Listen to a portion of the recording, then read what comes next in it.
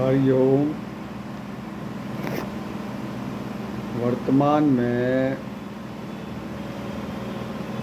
मूलाधार और स्वादिष्टान, मणिपूरक, अनाहत, विशुद्धि, आज्ञा और सहस्त्रार की बातें होती तो हैं, लेकिन मूलाधार क्या है, सहस्त्रार क्या है, स्वादिष्टान क्या है, तो इनका एक बहुत सूक्ष्म रहस्य है।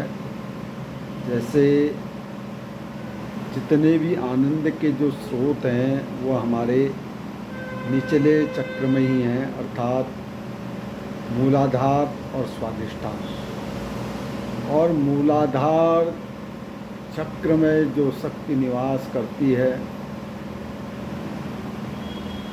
तो स्वादिष्टान और मूलाधार के चक्र के बीच एक स्वयंभू ज्योतिर्लिंग है, जो प्राणायाम के द्वारा अनुभवगम्य होता है और जाना जाता है। जब हम प्राणायाम की साधना को किसी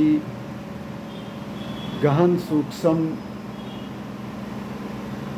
योग गुरु के निर्देशन में करते हैं, तो वह धीरे धीरे अनुभवगम्य होने लगती है। और अनुभवगम्य तभी होती है सर्वप्रथम जब नाड़ियों का शोधन हो जाता है। नाड़ी शोधन प्राणायाम के द्वारा जब हम अपनी समस्त नाड़ियों को शोधित कर लेते हैं और इन नाड़ियों का उद्गम स्थान मूलाधार, स्वादिष्टान और अनाहत, तो स्वादिष्टान और अनाहत के बीच में एक छोटे से कंद के रूप में इन 72,000 नाड़ियों का उद्गम स्थान है, जिसमें प्राण निवास करते हैं। और यहीं से ईड़ा, पिंगला, सुषुम्ना, यह 3 नाड़ियाँ प्रकट होते हुए हमारे आज्ञा चक्र में मिलन करती हैं, तो जहाँ पर इनके मिलन का एक आनंद भी हमें प्राप्त होता है। तो हम बात कर रहे थे अपने निचले चक्र मूलाधार और स्वादिष्टान की।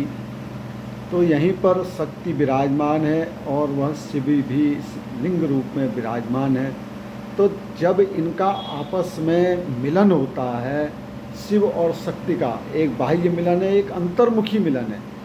जब अंतर्मुखी मिलन होता है और उसका जो एक आनंद प्रकट होता है, उस आनंद की कोई पराकाष्ठा नहीं है, लेकिन उस आनंद का संबंध भौतिक सुख सुविधाओं से कदापि नहीं है।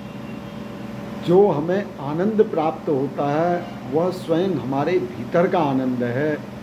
मूलाधार और स्वादिष्टान के बीच में जब मूलाधार से अपान वायु को ऊपर और प्राण वायु को नीचे करके दोनों का संगम किया जाता है, तो वह शक्ति उस मूलाधार और स्वादिष्टान के बीच में जागृत होती है। और जब इनका मिलन होता है तो एक अथाह आनंद की प्राप्ति हमें होती है।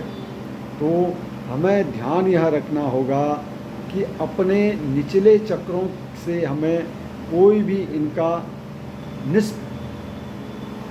या इनका दुरुपयोग कहें या इनका अति प्रयोग कहें, वह नहीं करना है। तो यह बहुत सूक्ष्म ज्ञान की साधना है और अनुभवगम्य साधना है।